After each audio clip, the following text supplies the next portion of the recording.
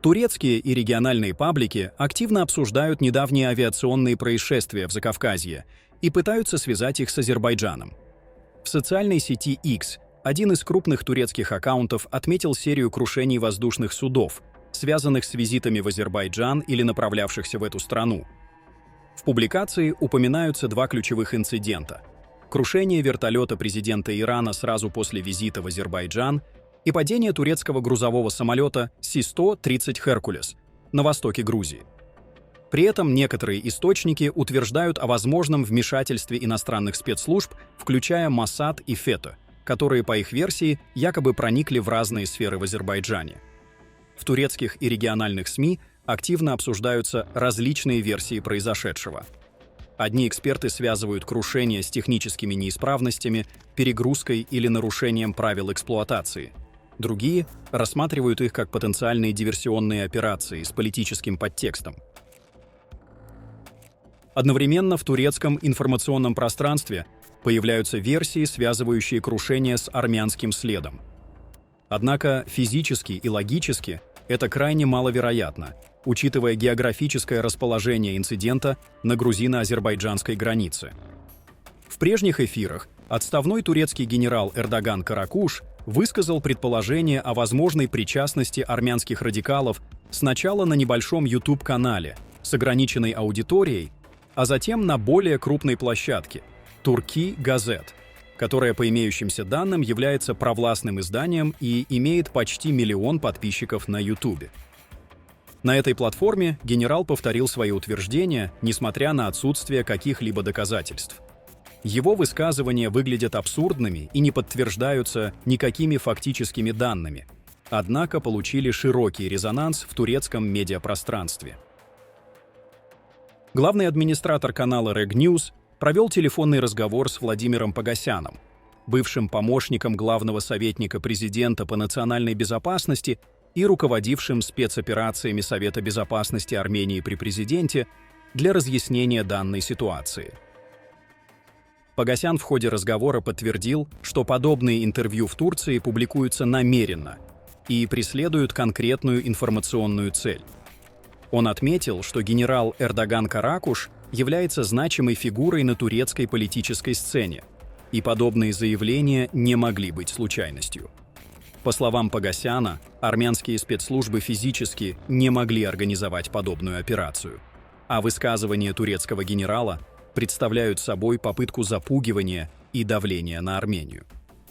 Он также подчеркнул, что отсутствие официальной реакции со стороны государственных органов Армении создает информационный вакуум и усиливает влияние подобных заявлений. По мнению Погосяна, цель подобных информационных кампаний заключается не только в формировании общественного мнения внутри Турции, но и в воздействии на международное сообщество, а также в поддержке определенных диаспор и политических групп, которые препятствуют нормализации отношений между Арменией и Турцией. Подобные действия создают дополнительное напряжение в регионе, усиливают недоверие и подталкивают к информационным провокациям, подытожил Владимир Погосян. Таким образом, анализ турецких публикаций и высказываний генерала Каракуша показывает, что информационный фон вокруг крушения турецкого самолета является не только следствием трагических событий, но и инструментом политического давления. Распространение необоснованных версий о якобы армянской причастности демонстрирует, как медиа и отдельные личности могут использовать трагедию в геополитических целях, формируя общественное мнение и влияя на внешнеполитическую повестку. При этом реальные обстоятельства происшествия остаются неясными, а версии о вмешательстве третьих сторон, не подтвержденные фактами, могут создавать угрозу для национальной безопасности и информационной стабильности в регионе. Отметим, что в Турции прошли похороны 20 военнослужащих, погибших 11 ноября в авиакатастрофе всего в 5 километрах от Азербайджана-грузинской границы. В Анкаре на авиабазе Мюртет была проведена церемония памяти, подчеркнувшая масштаб трагедии и ее глубокое эмоциональное и политическое значение для Турции. Параллельно с этими событиями на Южном Кавказе продолжаются ключевые инфраструктурные и экономические процессы, способные изменить региональную динамику. Одним из них является проект TRIP, в рамках которого Армения и США создают совместную кампанию для реализации масштабных инициатив, включающих железные дороги, газопроводы, линии электропередачи и кабельные коммуникации. Согласно заявлению премьер-министра Армении Никола Пашиняна, распределение мест в Совете директоров будет зависеть от объема инвестиций. Однако Армения сохраняет право решающего голоса по стратегическим вопросам.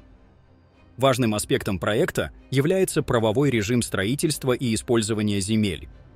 Участки предоставляются инвесторам на срок 49 или 99 лет, что позволяет обеспечить окупаемость вложений, после чего построенные объекты переходят в собственность Республики Армения, а земля остается государственной.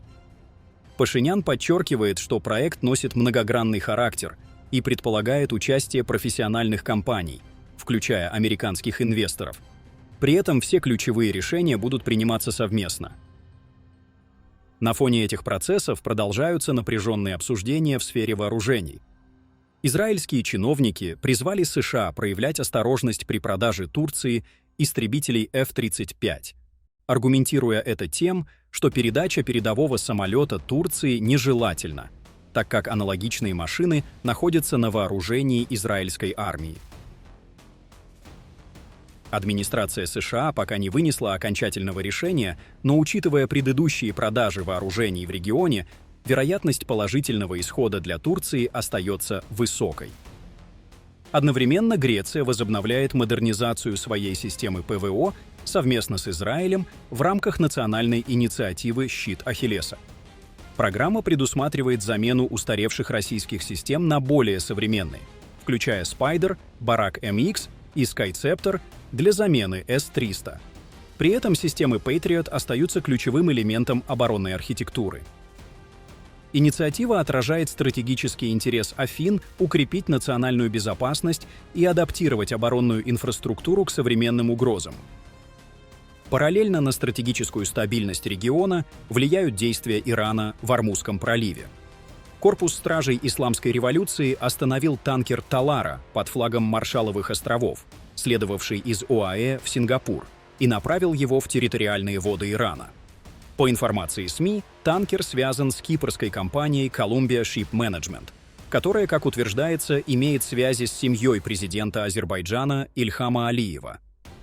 Официальной реакции Тегерана пока нет, но инцидент подчеркивает стратегическую чувствительность морских маршрутов и возможные геополитические риски для региональной торговли и безопасности.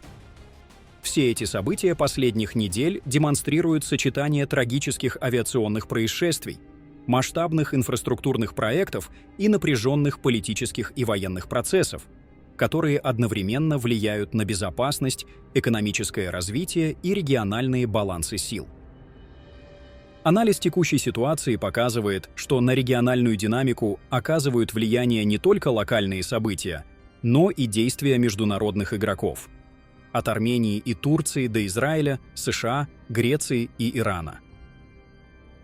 В такой сложной и взаимосвязанной среде внимательный мониторинг ключевых процессов и стратегических решений остается критически важным для понимания будущих изменений и потенциальных рисков в регионе. Пишите свое мнение в комментариях и подписывайтесь на наш канал, чтобы быть в курсе всех последних событий на Ближнем Востоке и в мире.